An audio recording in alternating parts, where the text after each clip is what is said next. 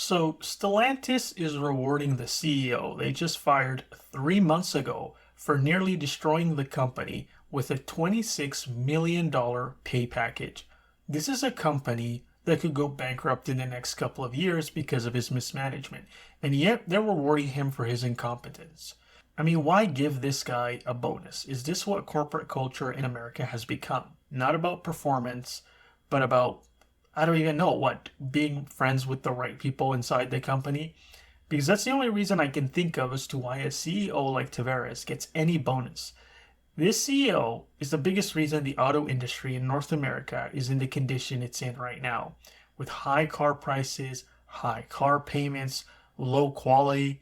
Tavares is a man who, during the pandemic time, set the blueprint for all of this by shamelessly raising the prices of his cars by 30 to 40%, getting rid of all the affordable models and introducing overpriced luxury models that no one asked for, all the while laying off workers and reducing the quality of these very same cars he was raising prices on. This was about as short sighted as you can get in terms of business thinking, but the company made a lot of profit in the short run. Well, now all of that short sighted greed is coming back to bite them in the butt, and they're in a lot of financial trouble after their profits collapsed by 70% last year, and their projections for this year are not that much better. Hey guys, welcome back to the channel. Appreciate you guys tuning in and listening as always. So today I'm going to be looking into this article talking about the package for former Stellantis CEO Carlos Tavares, one of the worst, if not the worst CEO the auto industry has ever seen. This article states, Stellantis shareholders approved a 23.1 million euro final pay package for former CEO Carlos Tavares on Tuesday. Around 67% of investors voted in favor of the remuneration, I think that's how it's pronounced, during the car maker's annual general meeting in Amsterdam. 23.1 million for what? What did these 67% of investors see that made them think there was a reason to give him that kind of money as a bonus?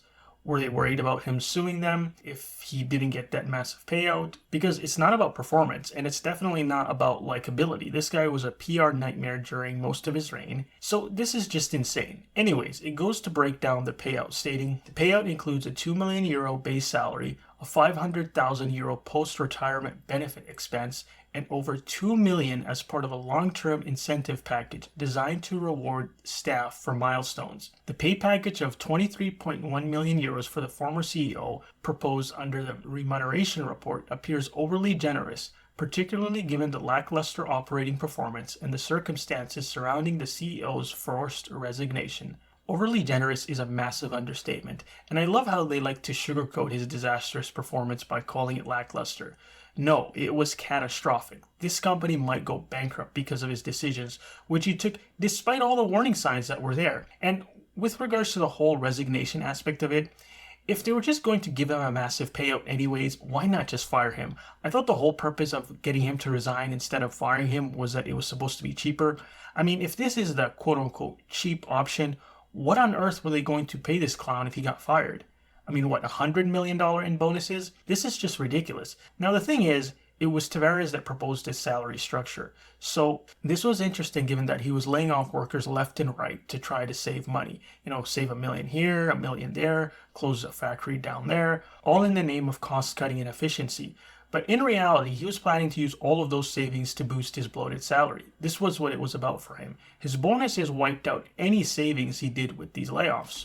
The article then continues. The carmaker issued a profit warning in late 2024, forecasting that its adjusted operating margin would be between 5.5 and 7% for the year, compared to the previous expectation of 10%. It added that its free cash flow will be in the red between 5 billion to 10 billion euros, down from the positive forecast. Now, Stellantis isn't doing well. They're not going to be doing well anytime soon, and according to even their own numbers, they're going to struggle this year. And to be quite frank, they deserve to go bankrupt. As bad as Tavares was during his reign, the board members all went along with his decisions, even if it was ruining relationships with dealers and auto workers, let alone the customers. But I highly doubt Tavares or Stellantis cared about their customers when they shamelessly price gouged them during the pandemic. This was probably the least of their concerns. But the problem with Stellantis is not that they screwed over their customers, because all the other automakers were doing the same thing during the pandemic. It's that they did it to such an extent that a lot of the customers are not coming back. They did too much for too long. The sticker prices on their vehicles the last couple of years have scared away hundreds of thousands of people who would have normally bought Jeeps or Rams prior to the pandemic, and they probably have no intention of coming back. Even if Stellantis starts cutting prices, which they're already doing, it'll take a long time before these customers build back that trust.